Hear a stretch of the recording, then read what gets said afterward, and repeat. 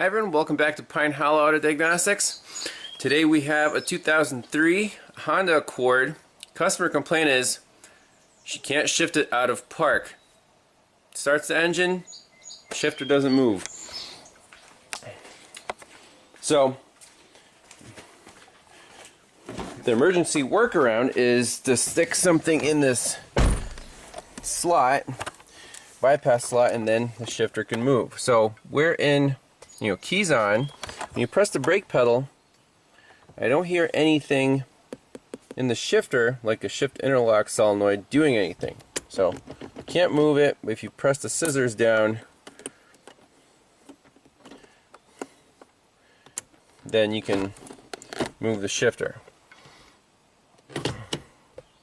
So first thing you want to check is, do the brake lights work? Does this car even know you're pressing the brake pedal? Let's do a quick check. So get our snow brush out.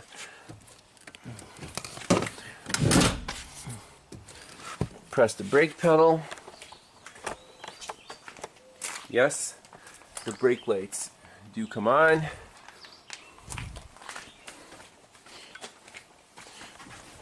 And also do the reverse lights work. So let's shift it to reverse. There we go. Reverse lights work as well.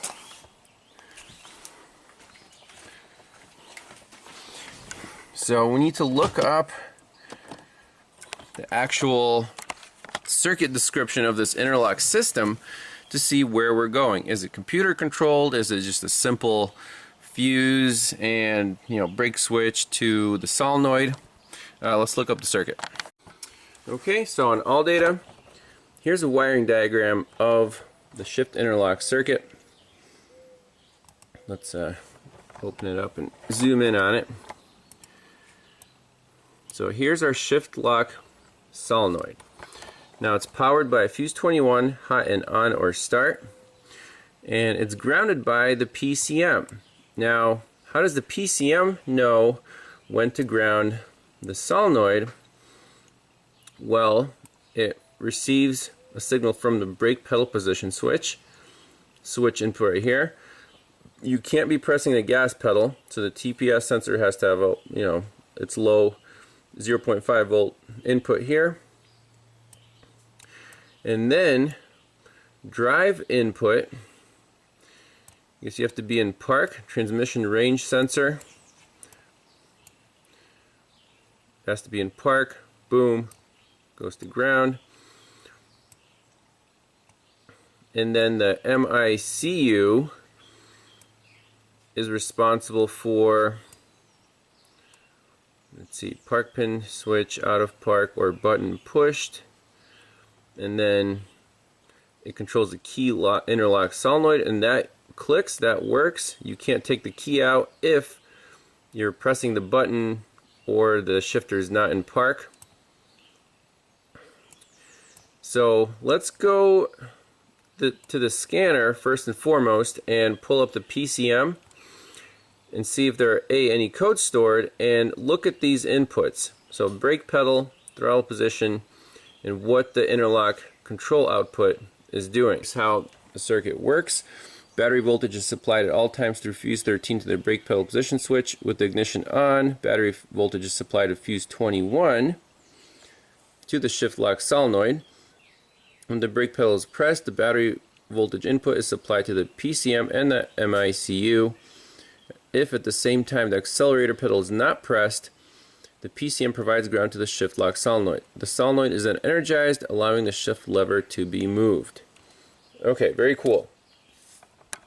So the strategy here is to do as much as possible from the driver's seat without tearing apart the console, without getting to this shift solenoid.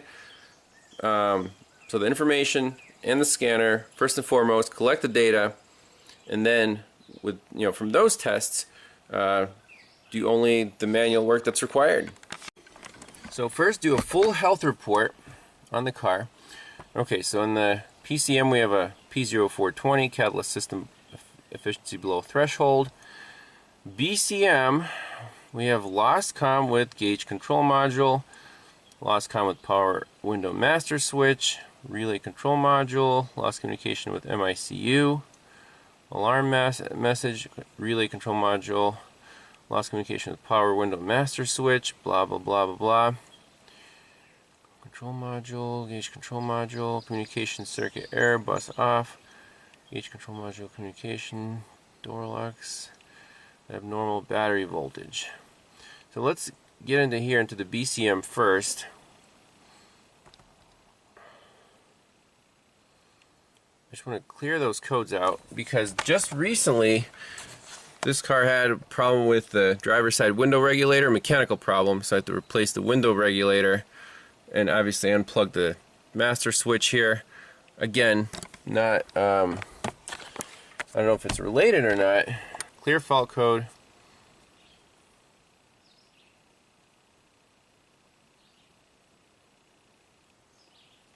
Okay, so I'm just going to shut the key off, let it time out.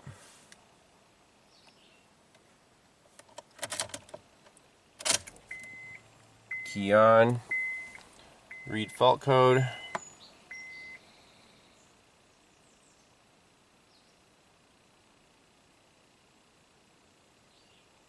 Okay, so no trouble code in the BCM. Let's exit that.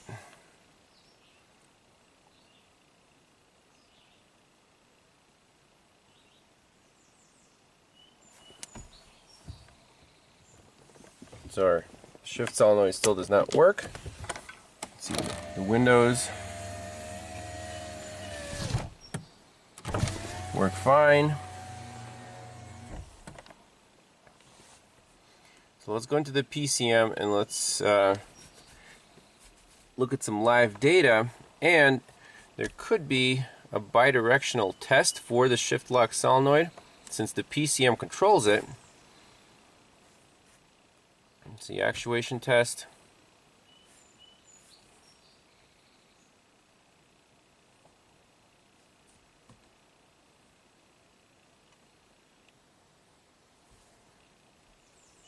Special function.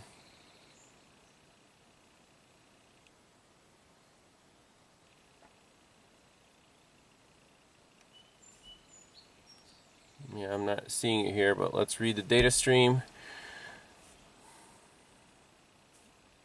Brake switch, shift lock,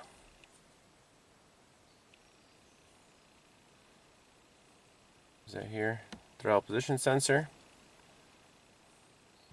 Okay, this is 9.8%. Shift lock is low. Press the brake pedal, brake switch is on, shift lock is still low.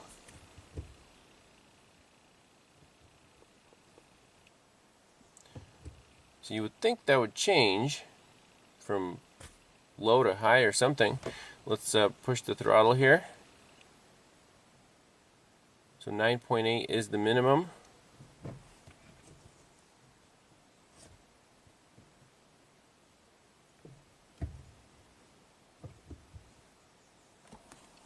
So in this case, it looks like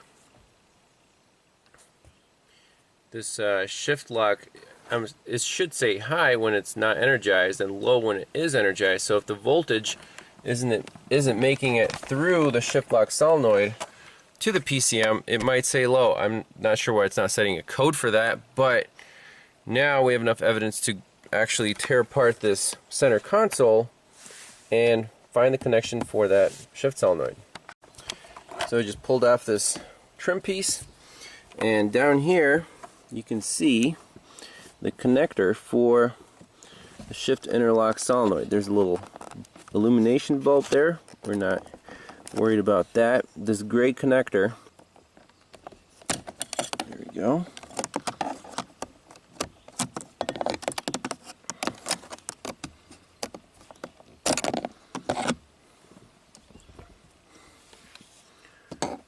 Get that up here.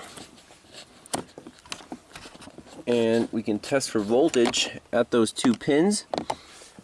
Connect the test light between the two terminals and see if shift lock data pin changes to high, and see if the test light lights up when we push the brake pedal. Alright, so we got a test light rigged up, power probe adapter into the cigarette lighter outlet. So from ground, if this pin finds a positive, the test light should light up. Okay, test light works. So now let's go to these two pins. One of these should be hot at all, or when the key is on. That one's not. That one is. Okay, so we know that our fuse, 7.5 amp fuse is good. If we turn the key off, that light goes out. That's good. So now let's go to the other pin and connect the test light to battery positive. And when we press the brake pedal, nothing happens to our test light, and our data pin still says shift lock is low. That's not good. That means somewhere between here and the PCM there's a problem.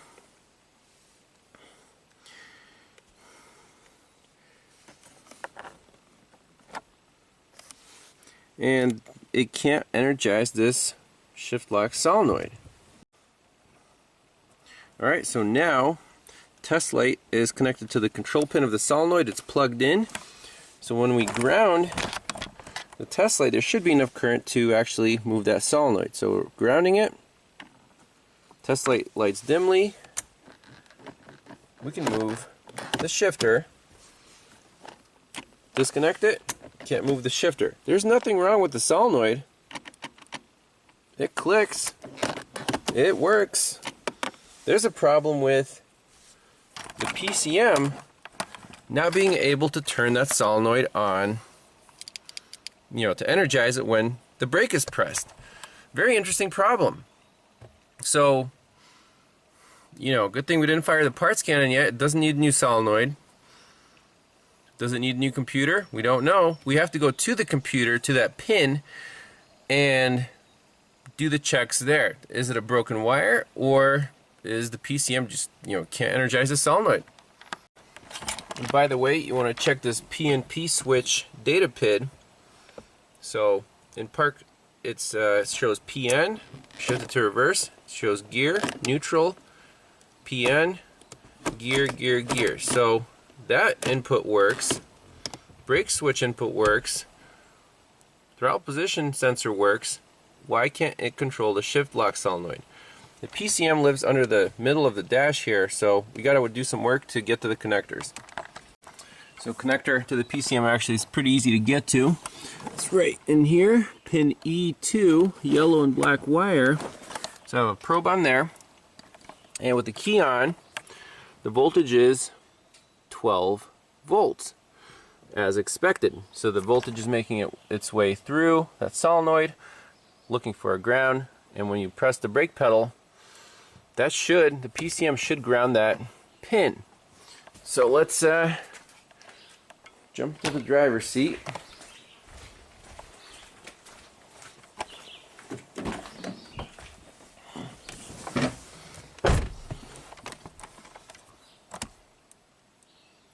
Go to our data stream. Shift lock says low, even though we have 12 volts. Press the brake pedal. Nothing happens. Now, if we take this lead, okay, and actually ground it, our shift solenoid should click. Ready? And we could do it through a test light just to be safe. So basically we're doing the bypass test instead of here, we're doing it at the PCM to check wiring integrity. So, yep, shift solenoid clicks. We can shift. Shift lock always says low, so the PCM cannot control the shift lock solenoid. and everything else is good. So are we dealing with a bad PCM or bad driver in the PCM for this shift lock solenoid? It seems to be that way unless there's a problem with, you know, the actual connection at that terminal. We can unplug it, plug it back in, but it looks like it's a PCM problem. So, you know, I'm sure if you go to the forums and say my car is stuck in park, you're not going to find anything that says, hey, your engine computer is bad. People are going to say, yeah, replace your shift lock solenoid, make sure your brake switch works, check fuse number 21, all good suggestions. But when it comes to, you know, all those things checked out, what do you do next? Call the engine computer? Or, obviously, we can figure something out. This car's still perfectly drivable. The lady doesn't want to put an engine computer in it just for this silly problem. But let's at least unplug that connector, check the pins, plug it back in, and see if anything changes. But otherwise, it's a computer problem. Alright, well, let's try pulling that connector out. Pretty easy. We'll check the pin itself. Everything looks good. All the pins look fine. There's no like water intrusion or anything funky. Plug it back in.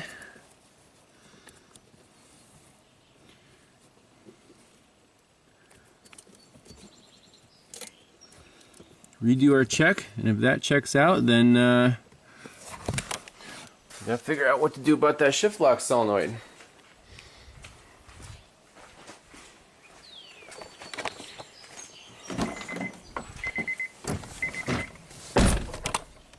Key on. Data stream says low. No activation.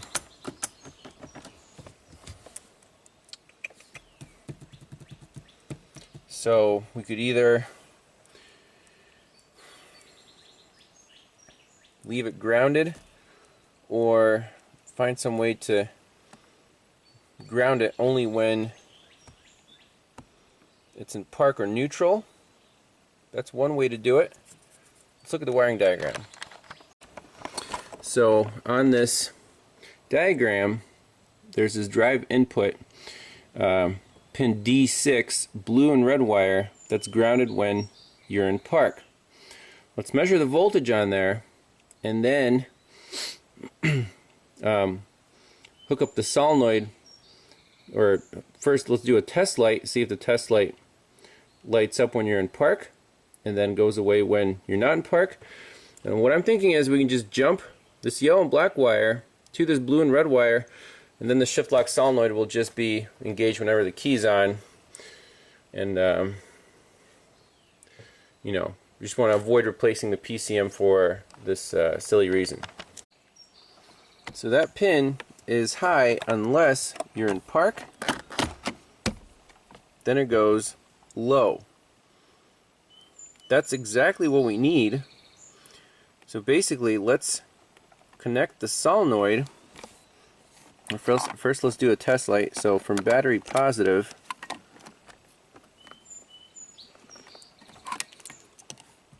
and jump it to our lead here. It lights up the light.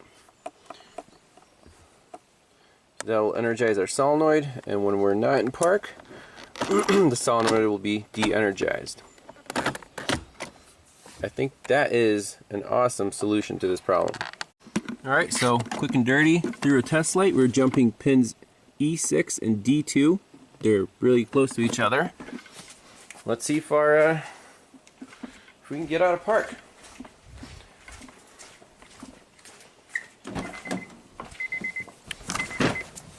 So key on. Yep. We can get out of park without pressing on the brake.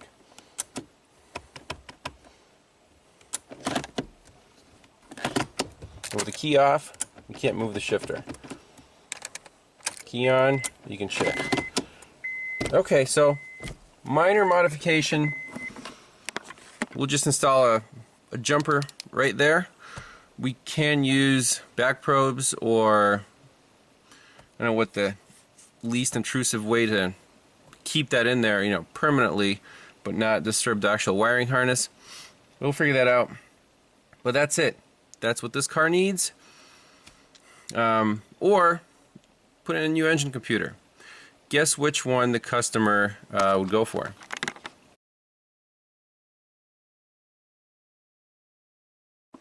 Alright, so very simple repair here. We're just jumping pin E2, the black or yellow and black wire, to D6, the blue and red. So you just strip back a little insulation on the wire without cutting it. Install your jumper. So let's solder it with our TS100.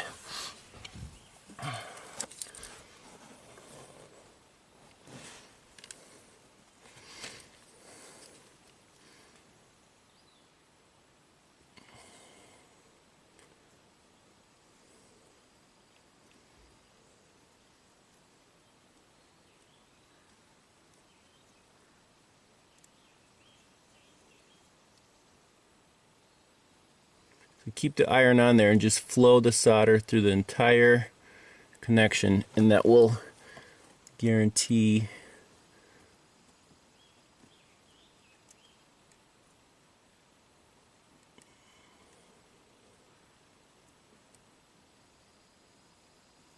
okay, that's good.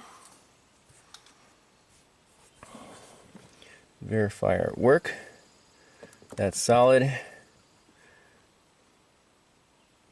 That's solid. Let's just tape these up and test our finished product. Okay, so everything is plugged back in. There's a little bypass wire there. So let's try it out. Key on.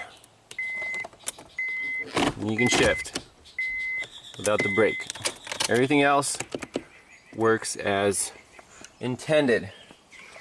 So let me know in the comments if you would do the same thing for your customers, or if you would insist that they get a replacement computer. I don't really see a reason to, but people might have different opinions.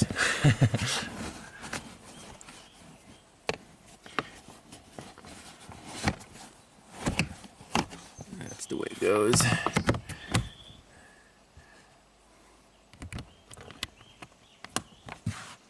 Awesome. Thanks all for watching. We'll see you next time. Bye-bye.